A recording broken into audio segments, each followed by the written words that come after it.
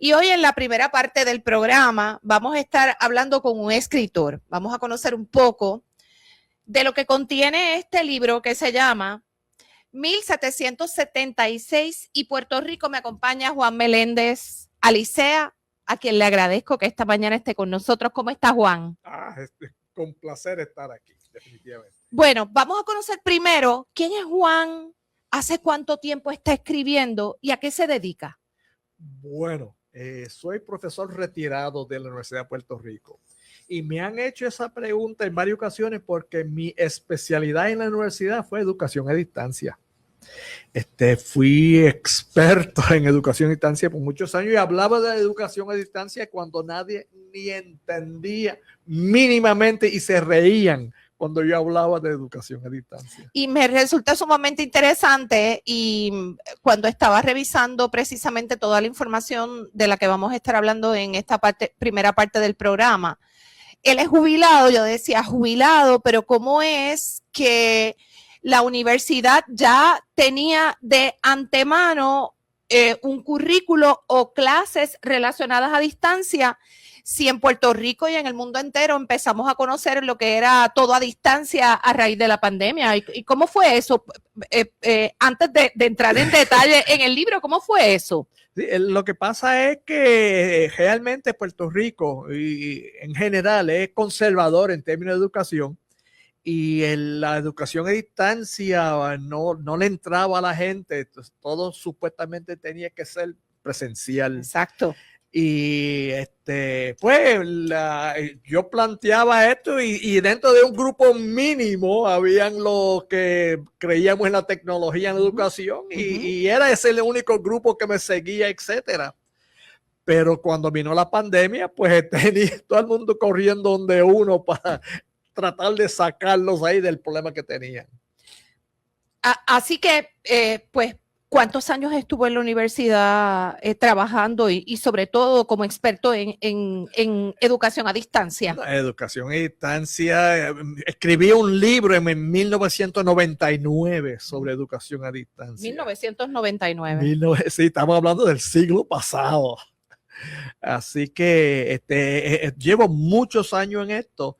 En la universidad me toleraban con educación a distancia, pero realmente cuando salió todo lo de la pandemia es que cuando luego dicen ven acá, queremos hablar. Muy bien, vamos a hablar un poco de este libro, 1776 y Puerto Rico.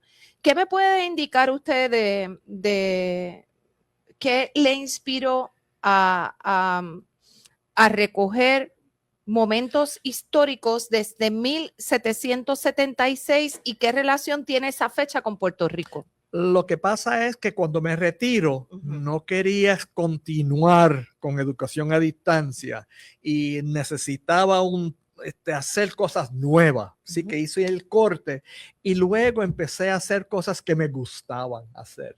Y siempre me ha fascinado la historia, siempre me fascinó la historia de Estados Unidos y la de Puerto Rico. Y oía cosas que no tenían sentido. Por ejemplo, había comentarios de Ricky Rosselló sobre el plan Tennessee, que yo decía es una locura total. Y luego cuando empiezan a hablar de prepararse para el aniversario 250 de los Estados Unidos, yo pensé, oye, pero esta gente como que no tienen idea de lo que realmente pasó, porque cuando uno escudriña un poco, uno va a ver de que en la Declaración de Independencia de los Estados Unidos hablan peste de los indígenas. A un pueblo, Puerto Rico, donde 60% de la gente tienen algún tipo de rastro de DNA indígena. Aquí no se habla de nada de esto. Y cuando uno mira la Constitución de los Estados Unidos, hay unas referencias sobre los indígenas que son idénticos a lo que está pasando en Puerto Rico, porque plantean que las reservas indígenas pertenecen pero no son parte de los Estados Unidos. Y tú dices, oye, pero ese refrán que le hacían a los indígenas en los años 1800, eso aplica a Puerto Rico de hoy. Así que uno ve un paralelismo de que yo lo estaba viendo, nadie habla de esto.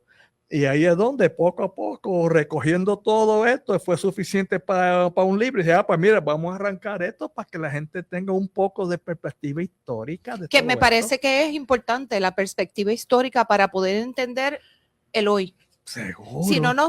Si no damos seguimiento a qué pasó, qué nos antecedió, qué fue lo que ocurrió antes, no podemos entender el tiempo que estamos viviendo, ¿verdad? Es así, es así. Y 1776 y Puerto Rico, pues tienen hasta cierto punto, desde su punto de vista y su análisis y lo que recoge en este libro, pues hay que entender qué pasó en 1776 para entender la realidad de Puerto Rico hoy. Seguro, empezando con la Declaración de Independencia que tienen ese punto.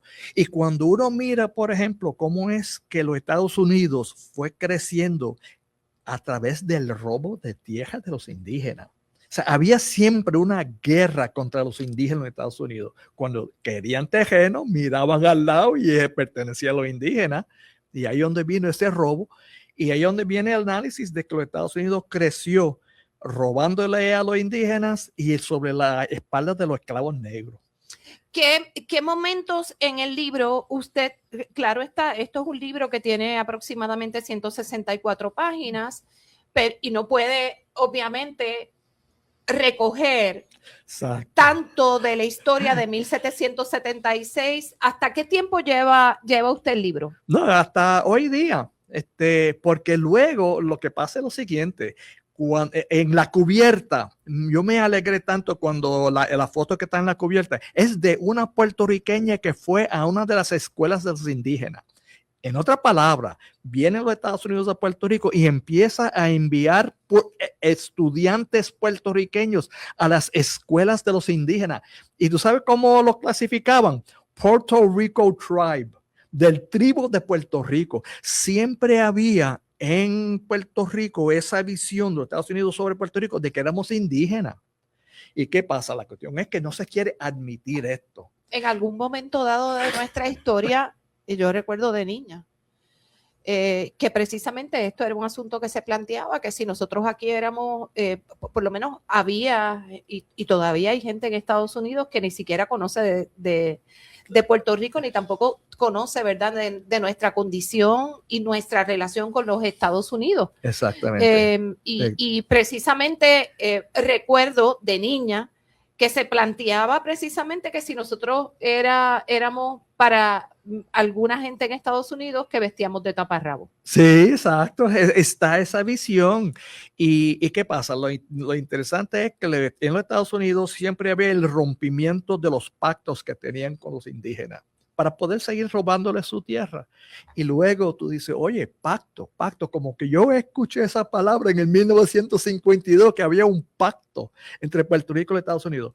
Y yo era de parte de esa mucha gente que decían, ¿dónde está escrito? ¿Dónde está ese pacto? Que no lo veo. Porque teníamos la visión de que era un pacto tipo internacional donde se firmaban, etcétera. No trataban como un pacto tipo indígena. ¿Cuánto tiempo le tomó la investigación? ¿Cuáles fueron sus referencias para plasmar ese ejercicio en este libro? Pues lo que pasa es de que, curiosamente, en los Estados Unidos se escribe un libro que se llama 1619, 1619, donde rompe la historiografía de los Estados Unidos. Y ahí es donde viene el famoso campaña que tiene Trump contra el Critical Race Theory. Esa reinterpretación de la historia que se está planteando en los Estados Unidos, Trump le tiró fuerte contra eso. Y había una nueva mirada hacia la historia. Y este libro lo que hace precisamente es dar una nueva mirada. Y hay un montón de literatura que está surgiendo ahora, cuestionamiento de cuál era la interpretación de antes contra la de ahora, planteando, por ejemplo, de que los Estados Unidos económicamente creció precisamente por la esclavitud.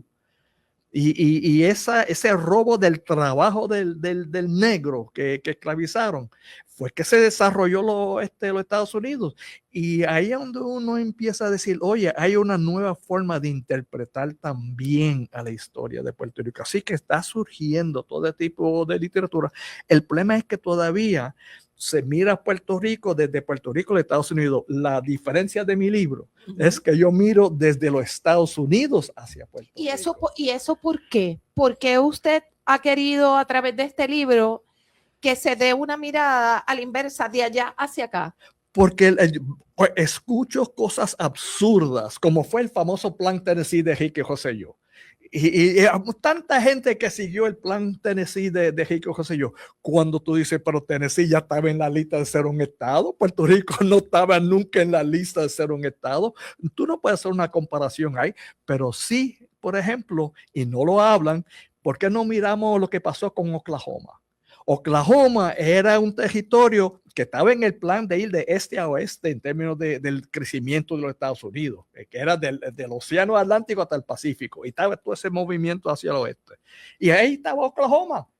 Pero, ¿qué pasó con Oklahoma? Oklahoma era un estado de los indígenas. Cuando sacaban los indígenas de cualquier estado donde estaban porque querían sus terrenos, lo metían en Oklahoma. Oklahoma fue un estado de indígenas, pero ¿qué pasa? Ya que estaba en el medio para ser el estado, dijeron que no. ¿Por qué no a Oklahoma? Porque era un estado de indígenas. ¿Y tú sabes lo que tuvieron que hacer? Juntar Oklahoma con otros territorios cercanos donde estaban dominados los blancos para decir, wow, ahora podemos hacer Oklahoma un estado juntando todo ese territorio indígena con esos blanquitos y dejar que los blanquitos sean la que negocien la estadidad para Oklahoma. El elemento racista siempre ha estado. Y ahí es donde cuando uno ve toda esa falta de entendimiento por parte de muchos estadistas, y yo no tengo problema con estadistas si estudian la historia de los Estados Unidos, pero no lo hacen. Y si uno mira la historia de los Estados Unidos, cada estado logró su estadidad cuando se negociaron blancos con blancos, anglosajones con anglosajones. Por eso es que les cuestiono a lo que está pasando en Puerto Rico, en términos de que el movimiento estadista lo que está buscando es traer más y más anglosajones americanos para Puerto Rico, de tal manera de que eventualmente lleguen ellos a negociar la estadidad para Puerto Rico, porque nunca va a haber estadidad cuando está hablando de los anglosajones de Washington con los boricuas indígenas aquí de Puerto Rico. Es un patrón y son cosas que uno está viendo. Dice, ¿por qué esto no se habla públicamente? ¿Por qué no se habla abiertamente? De que la única forma que viene la estadidad para Puerto Rico es cuando blanquitos de Puerto Rico, y blanquitos no españoles, anglosajones, cuando son los anglosajones los que sean con Washington, porque eso es el único constante en el movimiento estadista. Pero son cosas que uno tiene que verlo en su perspectiva histórica y desde los Estados Unidos para entender todo esto. Cuando me habla de la portada, me habla que es una puertorriqueña. Esa es una puertorriqueña enviado a una escuela de los indígenas y su clasificación en su tarjeta decía Puerto Rico Tribe. Puerto Rico, o sea, no Puerto Rico Tribe. ¿Quién trabajó la portada? ¿Quién seleccionó que fuera esta imagen de esta puertorriqueña? No, eso fui yo, porque la alegría de documentar lo que es importante que se documente, que puertorriqueños fueron enviados allá. ¿Y qué pasa? Hay cartas donde los directores de esa escuela dicen, oye, no me sigan mandando puertorriqueños de acá, yo estoy lleno. ¿Y sabes lo que hicieron? Pues no hay problema. Ese programa, el título, el lema del programa es matar el indio para salvar el hombre. Eso es agresión cultural contra los indígenas en esas escuelas de los Estados Unidos. Funcionaban para precisamente matar los indígenas que ellos tanto lo odiaban. Pero ¿qué pasa? Y cogieron ese currículo y lo trajeron a Puerto Rico. Ahí es donde tú vienes, ese plan de llenar el sistema educativo de Puerto Rico con un montón de americanos, prohibirle el español, etcétera. O sea, era aquí el sistema educativo estaba hecho precisamente para matar al puertorriqueño, para salvar el hombre. Es contraponiendo ese programa de agresión cultural en los Estados Unidos aquí a Puerto Rico. Tiene el libro algunas ilustraciones también, contiene algunas ilustraciones y está contenido en cuántos capítulos. Si no recuerdo mal, yo creo que eran 11 capítulos. Sí, veo que aquí hay 11 capítulos. ¿Dónde se puede adquirir este libro? Ese libro en español está en Casa Norberto, y en Amazon está la versión en inglés. O sea que está tanto en inglés como en español. Exactamente. ¿Hay algo más que usted quiera incluir en esta conversación antes de cerrarla? Pues fíjate, lo que me interesa es de que se pueda discutir estatus de Puerto Rico sin emociones, que sea una discusión objetiva mirando la historia.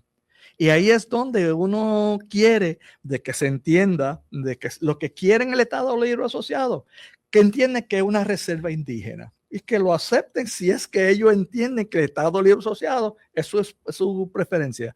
Y los que son estadistas, pues que sepan de que ese movimiento va a tener éxito cuando tú tengas anglosajones negociando con Washington para la estadidad, y mientras tanto ese movimiento no va para ningún lado.